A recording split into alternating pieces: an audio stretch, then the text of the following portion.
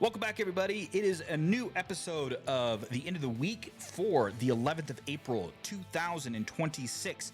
It is I, your friend, Morgan Houston, aka Whiskey Mo, the internet's least famous academic.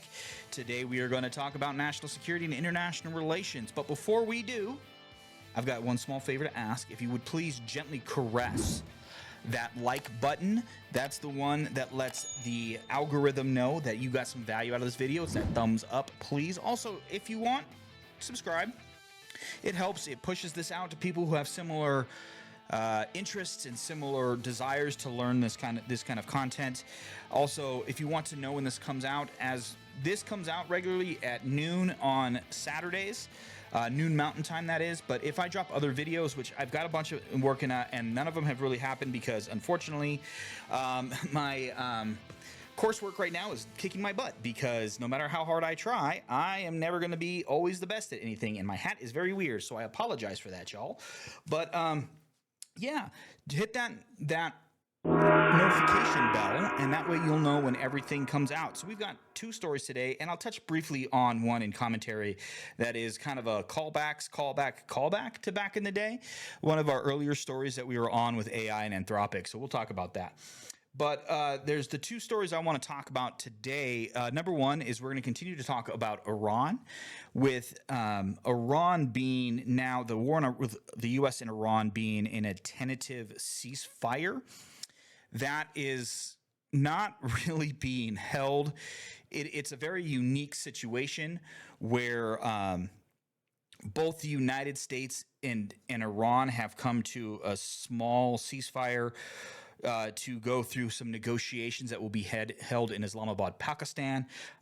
Vice President J.D. Vance will be attending for the United States, but at the same time, it appears that the Israeli government at first was not adhering to the full ceasefire, as they were continuing to attack Lebanon, and pretty mercilessly, as they consider that Lebanon both a part of and separate from the U.S. war with Iran. The thing with Lebanon is that they are fighting proxies of the Iranian government, and Hezbollah, which has a long-standing connection with the Iranian government, the Iranian Republican Guard Corps. So they had been continuing strikes after the deal had been struck earlier this week. It now appears that the Israelis will either scale back or continue to honor the ceasefire, but this is something that bears watching. Both the United States has a 15-point plan and the Iranians have a 10-point plan, and it seems that never the twain shall the two meet. So I'll be interested to see how Vice President Vance, as well as the rest of the negotiating team, handles with the Iranians. Currently speaking, part of the ceasefire was that the Strait of Hormuz would be opened, and that does not seem to be the case. There does not seem to be a lot of traffic moving back and forth between in between that tiny strip of ocean that I believe it's 20% of the world's oil traffic moves through. The Iranians are currently trying to extort tolls out of ships that are moving through. So this is one to watch. I will continue to keep you updated as we watch this ever changing event. It's an interesting one, and we'll talk more about it. But that is as of right now the most up to date news that I have with Iran.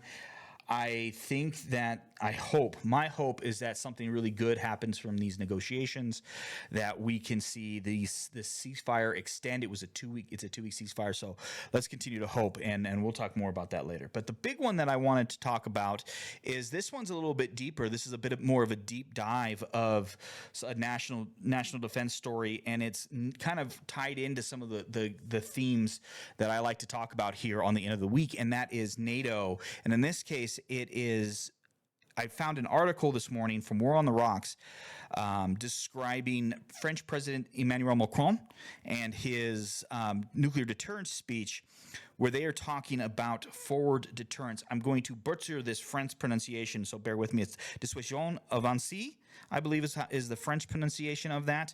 And this is for the first time in history. They are advocating and planning to deploy the French strategic air forces outside of France. This seems on the surface very similar to the American doctrine of extended deterrence. So what is that? What is extended deterrence? I do have a slight video that is related to this. I will put it up here. If you're watching on YouTube, there will be a card to my YouTube video about extended deterrence that I talked about. I believe it was about a year ago or so. But basically, a brief explanation of what extended deterrence is that the United States, to ensure that nuclear nonproliferation will continue, that other allies within the NATO alliance will not go and obtain their own nuclear weapons other than the already assigned members of France and the UK. They have to rely on the U.S. extending a nuclear umbrella over all of their allies. And this is not just NATO, a lot of our other bilateral agreements, things like AUKUS, which is the Australian, UK, and U.S. Ally, the bilateral relationship between the UK, the bilateral relationship with South Korea, as well as with the bilateral agreement with Japan. All of this follows under this nuclear umbrella of extended deterrence. So the idea is that if they are threatened, that the U.S. will retaliate in the same nuclear way. And this is allowed for in certain places in NATO and in the Indo-PACOM theater for the U.S. to station nuclear weapons on foreign bases. There are a couple of places that this has happened, and they still are. There are still nuclear weapons. I think some of the open ones that people know about, there are nuclear weapons in Turkey, as well as some other locations. My public knowledge versus what I learned from the military, I don't want to, it gets all mixed up, so I don't want to divulge too much, and I don't want to get myself in trouble. But so the idea is that with the U.S., that extended deterrence will protect and extend the American deterrence, not just from the shores of the U.S., but through our allies in Europe and the rest of the world. At first glance, this forward deterrence of the strategic air force, the French strategic air forces, because these are nuclear-capable fighter jets, I believe they are. Let me see what kind of jets they were. They're Dassault, I believe, Rafale F-3R fighters. Those are very capable. They're capable of carrying nuclear ordnance, as well as there are some naval nuclear aviation forces in the Navy. They're the Rafale M fighters. So there wasn't the Dassault. They were the Rafale M fighters, and those are based off the Charles de Gaulle. And the idea now is that instead of this being a forward nuclear deterrence, I think, and with the author of this, and I agree with his assessment, is that this is more in the line of distributed operations, where instead of having all of your forces at one or two bases, what it does is you move them around, so there's smaller amounts throughout large amounts of bases. So they're difficult to destroy all of them in one go. And this was something that was very common throughout NATO in the Cold War. There's a really great link in this article. And this article from War on the Rocks, I will post down in the thing below about the excuse me. About the B-90, the Boss 90 system from Sweden, and about how they would train their fighters to land in these strips that had been built out of the road to be landing strips all across Sweden. And the U.S. has also adopted a thing called agile combat employment, which is the idea of forward basing in austere environments where possibly a combat control team or something similar, or a rapid civil engineering team, will go forward and build these austere airfields where Air Force operations can be run out of, and they don't have to be based in large bases that can be difficult to defend from things like strategic missiles, from things like nuclear weapons, etc. So in this case, I think it's really important that we understand how these things are happening. Like this, these are platforms that now, like ACE has been something that NATO has begun, and I think this is a part of it. But it also carries a bigger impetus because the idea of nuclear forces being distributed is also very important because it allows not only for kind of the threat of first strike, which the U.S. and most of their allies have by treaty denied that they will do, but it also gets second strike capabilities much more secure. The idea of second strike is that if an adversary were to strike with nuclear weapons, it would guarantee a strike back on them. So we would have equitable destruction and fire and death. One of the I do really like this paper though because it also points out some of the dangers of forward locating such dangerous weapons and putting them in the hands of lower commanders. And I don't know if that's necessarily what's happening, but that's kind of implied, I believe, in the reading. One of the things I think that the author really steps on here really strongly is that by having a set of munitions, you are definitely more likely to use them. And that is always a risk. Now, I do think there is some I think there's some vulnerability to that argument, right? Outside of Nagasaki and Hiroshima, nuclear weapons haven't been utilized in actual warfare since then. And trust me, there's a lot of times when the United States and Russia have tried to find ways to use nuclear weapons in very unique ways. At one point, the United States had a nuclear artillery force, which included small tactical, quote unquote, tactical nuclear missiles that would be fired from artillery pieces, like 155 millimeter and 105 millimeter artillery guns, which I find, in hindsight, looking back, absolutely ridiculous.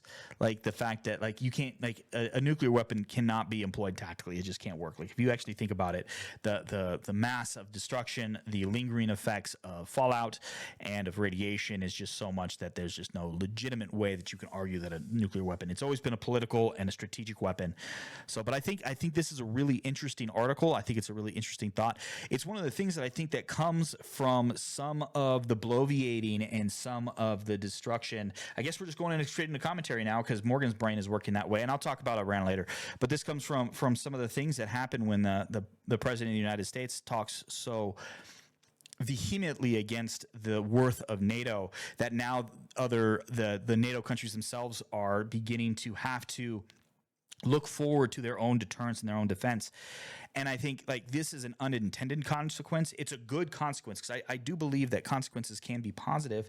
I think as we talked about last week with the rise of the funds, the spending from a lot of our NATO allies, I think is a good thing. But I also think that this planning is a really good thing as we talk about Germany beginning to forward deploy forces in Lithuania.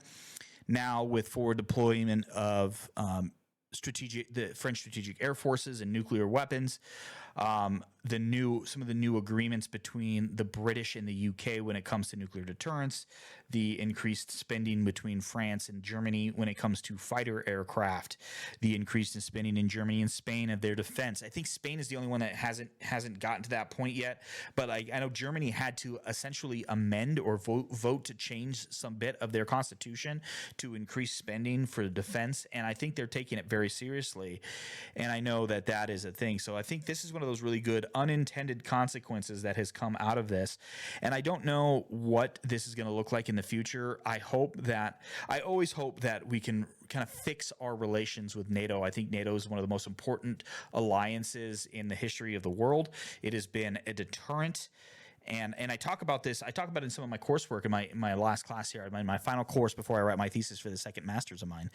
And we talk about it with the interconnectedness of the European economy, with the interconnectedness of NATO, about how this has really helped keep the European continent out of a massive multinational war. And because of that, that had a stabilizing effect on the rest of the globe. So I think to leave NATO is foolhardy. And I hope that this can show some of the more hawkish and more reticent NATO people in the U.S. current administration that NATO can be a trusted and important ally, and that we can support our things that we can support the allies. They are willing to help us. Consult with them first. That's a big issue right now with the discussions on NATO. But I think that this is an interesting conversation. I'm really admiring some of the decisions that are the European allies are making when it comes to defense, specifically France and Germany.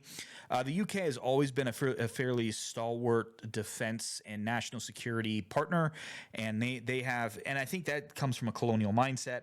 So this will be one of the things, maybe what eventually this maybe end up having like sections of this podcast. We'll figure this out. I'm only 13 weeks or 14 weeks into this thing, and I'm still trying to figure it out. But this is a way for me to get these stories out for you guys to learn something. But let's go back to talking about Iran. And I think the biggest thing here is, I think one of the biggest problems that we're seeing is that while this ceasefire is really good, there hasn't really been a declaration of what our strategic outcomes are wanting to be. No one seems to understand what the goal of this war is. And until we can get that focused and get that in, I think our negotiators in Islamabad are going to have a really hard time. So I should have just but I've been in kind of a rambling mood because I'm going to go watch baseball tonight. I'm very excited for that. Go Mavs. But it's one of those things that I think there's some concerns, and I think legitimate concerns about what the end state of this is supposed to be, what it's supposed to look like, what are we negotiating for. I watched an excellent video from General Mattis claiming that, it's really hard to claim that this is an illegal war because of the historical violence that Iran has perpetrated against the United States. This particular government has perpetrated against the United States. They've attacked many things. They've taken some of our sailors hostage. Like, it wasn't until he pointed it out that it made me realize that, yeah, we've had a lot of these things. So there are some concerns there. And I think there are some legitimate reasons for military operations against a nation like Iran, but without careful consideration of the second, third, fourth order effects, just slinging bombs and missiles at a nation, hoping for regime change, is not a legitimate strategy. And so I'm hoping that this round of negotiations can be beneficial, something positive can come out of it. I would like to see this thing end. I think there was a hope that Iran was going to be Venezuela and just kind of turn over a new leaf fairly quickly and not be contentious. But I think there was a misunderstanding, and also there seems to be some Christian nationalist messaging that's associated with this war, especially coming out of the Department of Defense from our Secretary of Defense, which I think is problematic for multiple reasons, because it also can sound very hostile to our allies and partners within the region, the majority of which are Muslim. So I'm very concerned. I'm really hoping that we have a very strong in-state, at least within the negotiators. They have a goal or have an understanding of what the president's goals are. I'm not sure if the president really knows, but obviously I'm not in that room, so I can't say. It's one of those funny things. Like, I want the United States to succeed. I want it to still be a powerful, strong nation. I don't want the president's actions to cause harm to my fellow Americans. And I want the president to do well, regardless of if I disagree with him or not. And I disagree a lot with the current administration, but I'm not calling. I don't want to see my brothers and sisters in arms killed for what I view as unnecessary and ambiguous outcomes. So I'm really trying to project some optimism on these negotiations, and I hope that things can pan out, hopefully for the better. But right now it does seem that Iran is exiting this in a stronger position than what they began in. So that's going to be it for this week, y'all. I hope that you have learned something. I hope that you now know what I think. Hey, if you've got thoughts, why don't you go ahead, put them down in the comments. Let's discuss it. If as you were watching this throughout the next week between April 11th and April 17th, go ahead and put stuff down in the comments. If you see something, a story that you are interested in, something that you want me to talk about, that you want my opinion on, put it in the comments. I will gladly talk about it and if we eventually get to the point we have a ton of viewers, we have a ton of people who are commenting, maybe we can have a Morgan Responds segment or something like that. I would love to engage in a conversation with you. As always, if you found some value in this, please gently caress that like button, that thumbs up button. If not, think about subscribing. It's free. It helps the channel get stronger, get out to more. Last week's was the most popular video so far of the podcast on YouTube, so I'm very thankful for that. Please keep watching, keep sharing. I really appreciate those things. If you want to know when videos and the new episodes of this podcast come out, or any new videos on YouTube that I post, I'll hit the notification bell. And until next time, y'all, be well.